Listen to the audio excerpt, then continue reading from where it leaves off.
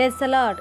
మన ప్రభువైన యేసుక్రీస్తు పరిశుద్ధమైనటువంటి నామంలో ఉదయకాలపు కృపావార్తను వింటున్నటువంటి మీ అందరికీ దేవుని పేరట వందనాలు చెల్లిస్తూ ఉన్నాను. అందరు బాగున్నారా? మరి ఇప్పుడు ప్రభు మనకి ఇచ్చినటువంటి వాక్యాన్ని మనము పరిశుద్ధ గ్రంథములో చదువుకుందాం. నిర్గమాకాండము 33వ అధ్యాయము 14వ వాక్యాన్ని చదువుదాం. నిర్గమాకాండము 33వ అధ్యాయము 14వ వాక్యంను చదువుదాం. అందుకు ఆయన, నా సన్నిధి నీకు తోడుగా వచ్చును. హల్లెలూయా.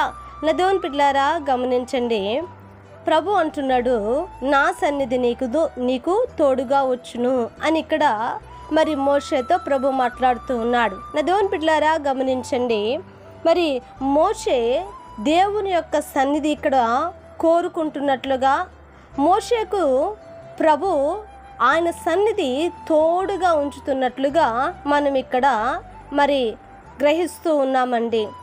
మరి మోషే అంటాడు, అయా నీ సన్నిధి రాకపోతే ఇక్కడ నుండి మమ్ము తోడుకొని పోకము అంటాడు.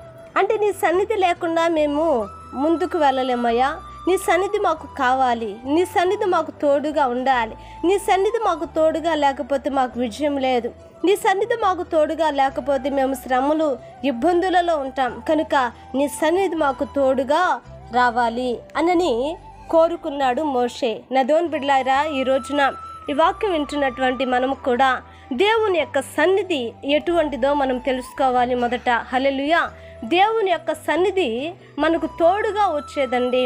చూడండి, ఆయన సన్నిధి, ఆయన ప్రసన్నత, ప్రభు మనకు తోడుగా, ప్రభు మన వెంట ఉంటూ, ప్రభు మనల్ని నడిపిస్తూ, ప్రభు మనకు నా దేవుని బిడ్డలారా అదృశ్య దేవునిగా ఉన్నటువంటి ఆయన మనకు విజయం ఇచ్చి మనల్ని ఆయన మన కాలు చిక్కబడనీయకుండా ప్రభు మనల్ని ముందుకు నడిపించే దేవుడు అండి. కనుకనే ఆయన సన్నిధికి ఎన్నడూ మనము దూరము కాకూడదు. చాలామందికి కూడా ఆయన సన్నిధికి దూరం అయిపోతూ ఉంటారు. ఆయన సన్నిధికి నా దేవుని పిల్లల నిర్లక్ష్యం కలిగి ఉంటారు.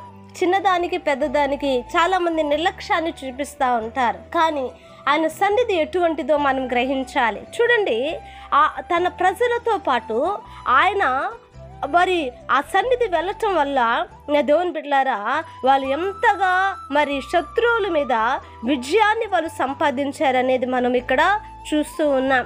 శత్రువుల మీద వాళ్ళు విజయాన్ని చూశారంట. కానీ ఏంటంటే ఆ సన్నిధి వారితో ఉండటం వల్ల, ఆ సన్నిధి వారికి ఇచ్చినటువంటి ఆ విజయము ఘనత కలిగింది. కనుక ఈరోజున నా దేవుని బిడ్డలారా, ఇదిగో దేవుని సన్నిధికి వెళ్ళినటువంటి మనము ఏదో వ్యర్థముగా కాకుండా, ఏదో కాలక్షేపానికిగా కాకుండా, లేకపోతే నామకార్థంగా కాకుండా ఆయన సన్నిధిని మనము అక్కడ అనుభవించినప్పుడు, ఆ సన్నిధిని మనము మనసారా పొందుకున్నప్పుడు ఆ సన్నిధి మనకు తోడుగా వస్తూ ఉంది. హల్లెలూయా. కనుక ఆ రీతిగా నా దేవుని పిల్లల దేవుని సన్నిధి ఇదిగో మనకు కూడా తోడే ఉండి మన పితరులతో ప్రభు చేసినటువంటి ఆ గొప్ప కార్యములు ఆయన సన్నిధి తోడుగా ఉండటం వల్ల మనకు కూడా ప్రభు అటు కార్యాలు జరిగించునుగాక. హల్లెలూయా. ప్రార్థన చేద్దామండి. మహాపరిశుద్ధుడైన మా తండ్రి, కృపగలిగిన మా గొప్ప దేవానికి స్తోత్రాలయ్యా.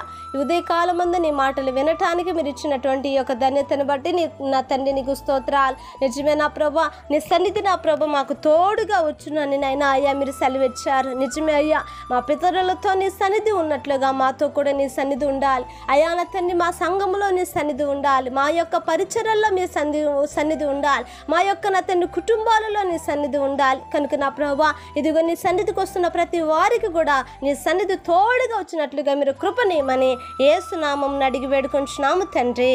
ఆమేన్. Praise the lord. దేవుని కృప మీకు తోడై ఉండును కాక.